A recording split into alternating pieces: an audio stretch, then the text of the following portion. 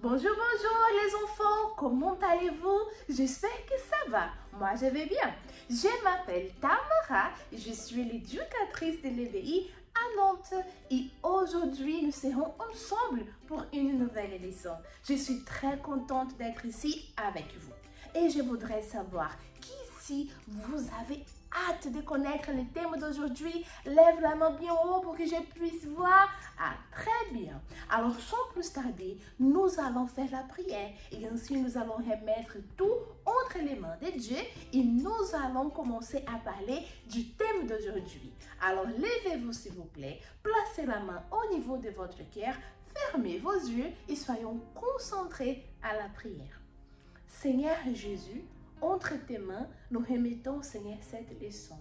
Que tu puisses parler avec nous et nous montrer, Seigneur, ce que nous devons faire pour nous protéger, Seigneur, des pièges et de tout ce que le mal veut nous faire, Seigneur. Que nous puissions être attentifs, Seigneur, à ta voix et ainsi pour que nous puissions arriver jusqu'à la fin et avoir les prix du salut. Au nom du Père, du Fils et du Saint-Esprit. Amen. Amen les enfants, maintenant vous pouvez vous asseoir et sans plus tarder, nous allons connaître les thèmes d'aujourd'hui. Et le thème d'aujourd'hui est la ceinture de la vérité. Saviez-vous que parmi les armes de Dieu, il y a la ceinture de la vérité? Ah oui, et qu'il y a des façons de l'utiliser. En apprenant les vérités bibliques et en les mettant en pratique, ainsi qu'en disant toujours la vérité. Avant de continuer, les enfants, j'ai quelques questions à vous poser. Si vous voulez répondre, vous levez la main bien haut et l'éducatrice qui est avec vous, elle va vous entendre. Avez-vous déjà porté une ceinture? Normalement, oui. À quoi sert-elle, les enfants? Qui peut m'expliquer à quoi sert une ceinture?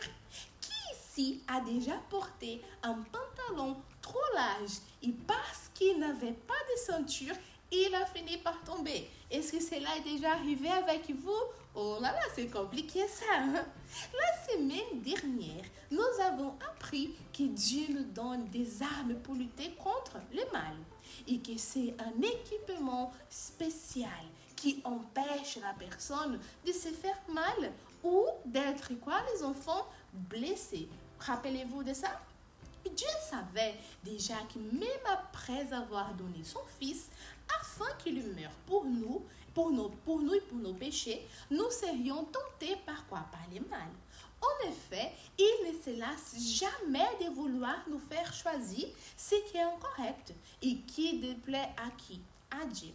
Et c'est pour cela que Dieu nous a donné des armes afin de pouvoir faire quoi? Nous protéger. Les armes de Dieu sont spirituelles. Nous n'arrivons donc pas à les voir sur notre corps, tout comme nous ne pouvons pas voir le diable, notre ennemi. Mais contrairement à nous, le diable arrive à voir ceux qui portent les armes de Dieu. Ces armes sont des pièces, des accessoires et nous allons apprendre la signification de chacune. En commençant aujourd'hui par la ceinture de la vérité. Nous allons voir à quoi sert cette ceinture, les enfants. La ceinture est une arme très importante. L'apôtre Paul a comparé les armes de Dieu à celles utilisées par un soldat romain. Parmi ces armes, la ceinture était très large. Il servait à protéger les parties intimes du corps, unir toutes les autres pièces et apporter l'assurance que tout était fermement mis, que tout était en place, que rien n'allait tomber. Cependant, et pour nous, par rapport à nos armes spirituelles, à quoi sert la ceinture de la vérité? Qui peut me dire quand nous la portons, les enfants? Je vous écoute. Est-ce que vous avez une idée de quand est-ce que nous portons cette ceinture? Lève la main bien haut, l'éducatrice qui est avec vous, elle va entendre votre réponse. Ah, très bien. Je suis sûre que vous avez donné la bonne réponse.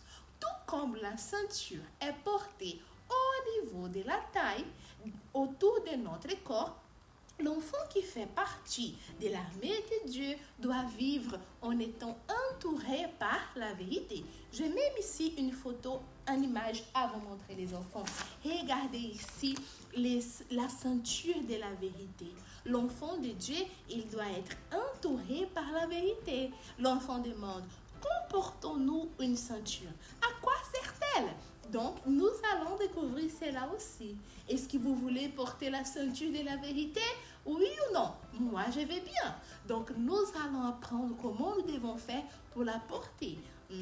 Est-ce que cela va être facile de la porter? Vous pensez quoi? Ça va être difficile ou ça va être facile? C'est ça que nous allons voir. Voyez ce que les versets de cette semaine nous enseignent sur la vérité. Prenez déjà votre Bible et ouvrez dans les livres de Jean, chapitre 14, verset 6, qui dit le suivant. Jésus lui dit, « Je suis le chemin, la vérité et la vie. Nul ne vient au Père que par moi. » Allons lire encore une fois. Jésus lui dit, « Je suis le chemin, la vérité et la vie. Nul ne vient au Père que par moi. » Dans ces versets, nous voyons que le Seigneur Jésus est la vérité. Pour faire partie de l'armée de Dieu, nous devons donc suivre l'exemple du Seigneur Jésus et vivre comme lui en étant vrai. La ceinture de la vérité nous protège des accusations du mal. Lorsque nous vivons dans la vérité, le diable essaie de nous accuser en disant dans notre pensée, dans notre conscience, des choses telles que personne ne m'aime, j'ai fait tout n'importe comment. À ce moment-là, l'enfant qui porte la ceinture de la vérité, il se défend tout de suite en disant ainsi. Dieu m'aime, il prend soin de moi, car je cherche à faire sa volonté.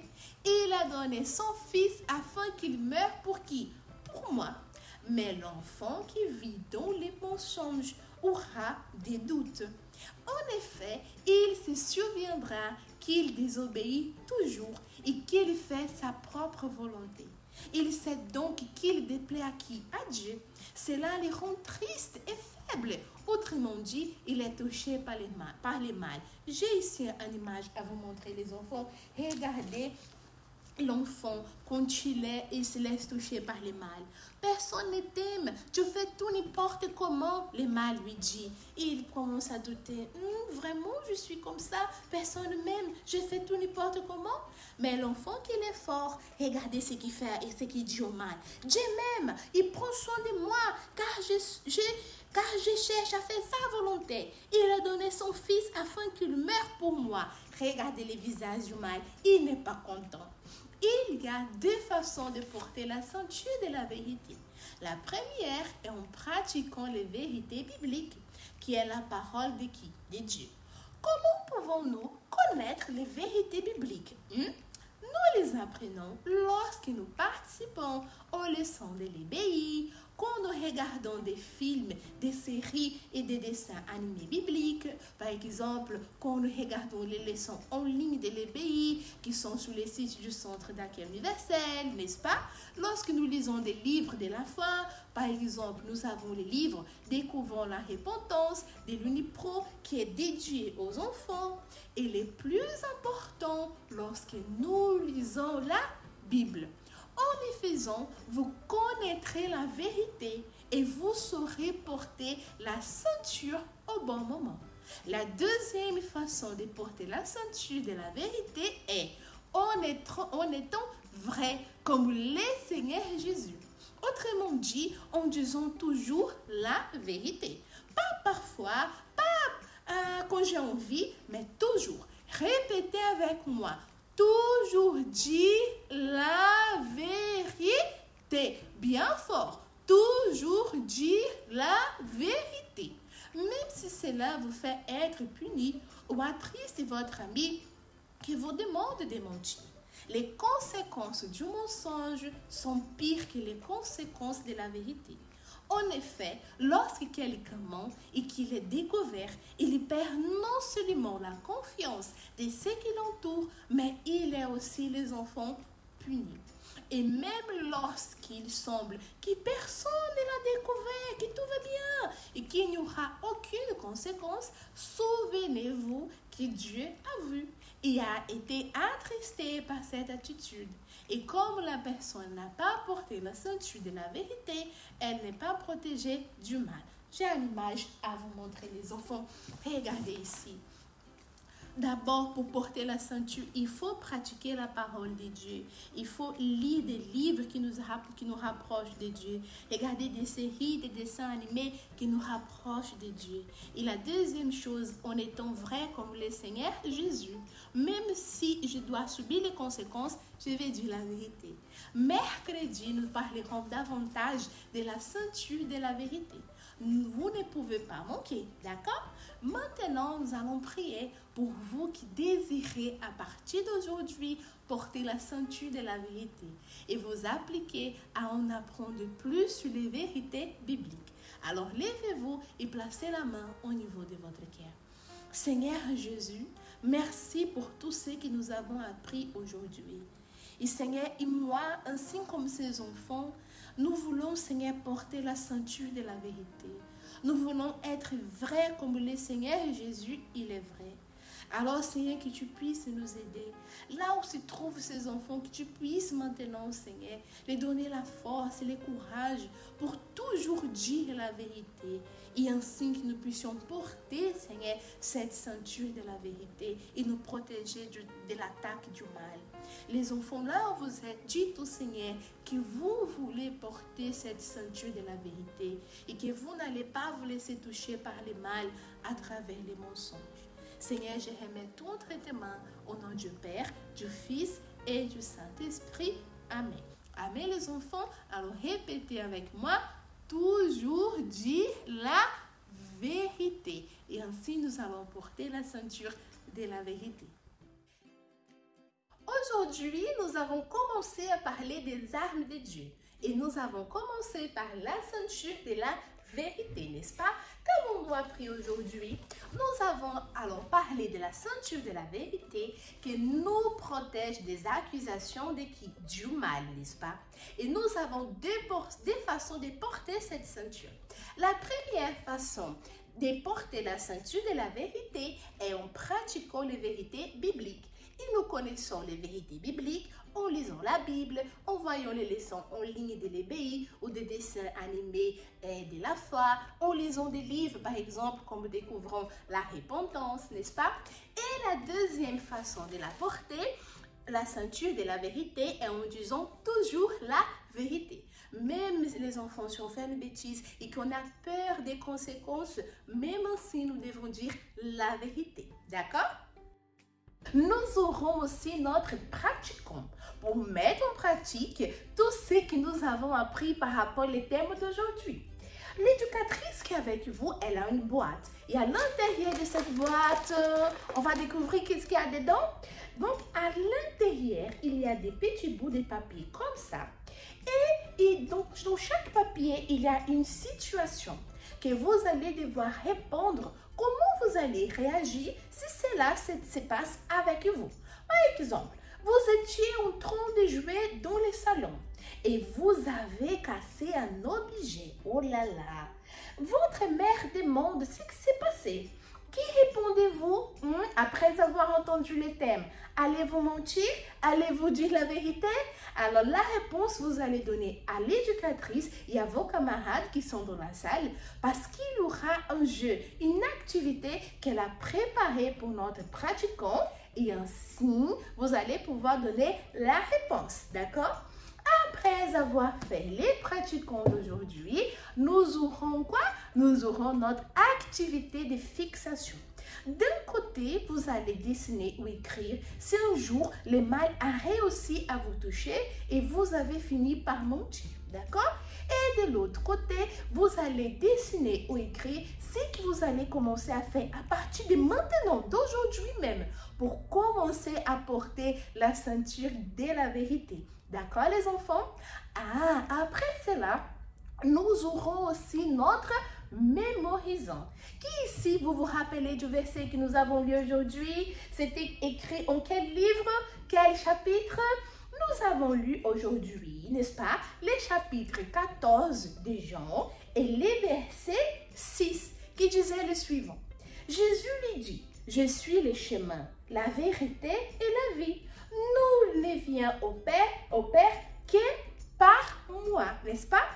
Alors les enfants, maintenant pour notre mémorisant, l'éducatrice, elle a caché quelque chose sous votre chaise. Donc quand nous allons finir la leçon, vous allez voir ce qu'elle a caché. Et ainsi, vous allez pouvoir faire l'activité pour mémoriser notre verset d'aujourd'hui.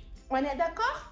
Bon, et nous arrivons à la fin de notre leçon, mais je ne peux pas partir sans vous dire d'aller sur le site du Centre d'accueil universel, sur la rubrique de l'EBI, comme on parlait tout à l'heure, pour pouvoir, les enfants, regarder tous les contenus que nous avons préparés pour vous et pour votre famille. Vous pouvez regarder la leçon d'aujourd'hui avec vos responsables, avec vos parents. Ah, n'oubliez pas non plus de partager avec eux les versets d'aujourd'hui, le jeu que nous avons fait. Je suis sûre qu'ils vont aimer que vous fassiez cela. D'accord? Bon, là maintenant, nous arrivons à la fin de notre leçon. C'était un plaisir d'être ici avec vous. Et n'oubliez pas, rendez-vous mercredi. D'accord les enfants? Que Dieu vous bénisse.